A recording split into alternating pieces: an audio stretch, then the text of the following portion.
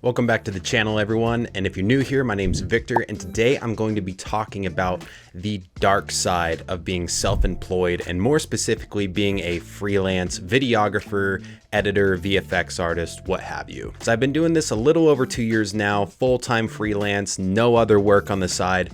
And I want to start by saying that this is by far one of the best things that I have ever done with my life. And even though there are a few cons I'm going to be talking about, I wouldn't change my situation for anything. So the first downside is health insurance, and that might not even have crossed your mind, but when you have health insurance at an employer, they often are paying a part of your health insurance. So I remember my last day job, the health insurance was somewhere around $100 a check, so about $200 a month. But I did a quick Google search to see that the average solo health insurance plan for a self-employed person is close to $500 here in United States.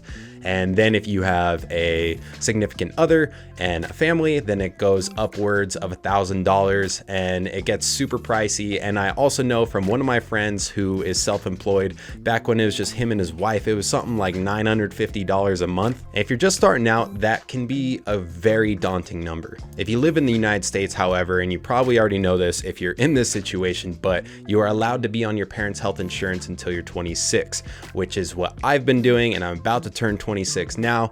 And luckily for me, I will be able to transfer over onto my wife's health insurance, and she is a teacher.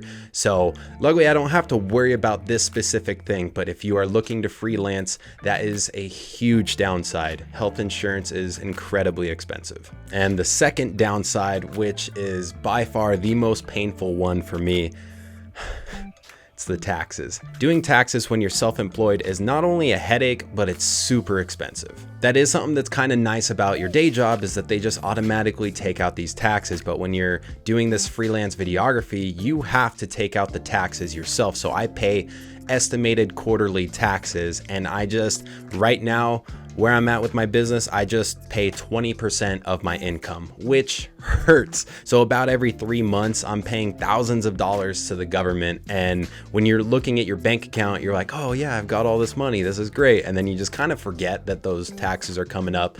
And luckily I pay, 4 times a year, and not all in one, because that would be a hefty bill. But on top of having to pay a ton of taxes, your taxes are now way more complex to do. So it costs more if you want to just go to H&R Block or something. And I do not recommend that, because in my experience, you get paired up with someone who doesn't have much experience in self-employment. Even though it says they're a self-employment expert, they've never seen QuickBooks before. It is a giant headache. And what I would recommend is finding a good CPA that you trust and that is reliable and can get you all the deductions that you qualify for. And I'm sure the taxes are just going to get even worse as my company or your company starts making more and more money and you get put into a different tax bracket. 20% is already hard, and I know people out there have to pay way more. And luckily I also live in Nevada, where we have no state income tax, so that is a plus. But most of the states out there do charge that income tax, so that's another thing that you would have to pay.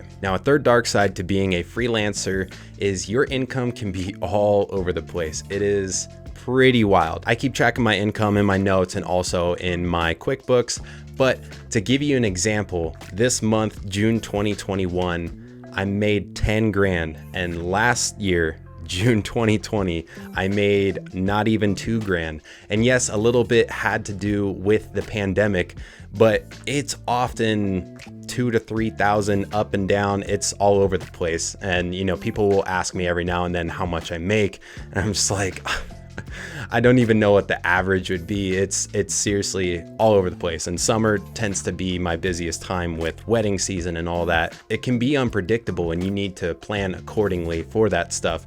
But yeah, 1 month you might be doing great, and then you could have 3 really bad months, and you just don't know. I've noticed as I've done this more that there has been an upward trend of income, and things have become more consistent. And if you can lock down clients to be on retainer, then that can also guarantee some of your income every month, and you can kind of expect to have that at least for a little bit, especially if you sign an agreement with them, locking them in for however many months at whatever amount. And the fourth dark side of being a freelancer in this business is a little bit more emotional. It may not apply to you, but I often get the feeling that people that I talk to, may not consider that my job is even a real thing, because the optics of it is maybe I don't do a lot, or oh, he's always home, because I'm always working from home with editing and stuff like that. And my schedule is never consistent. That can get pretty frustrating. And if you don't constantly talk about your job, the ins and outs, or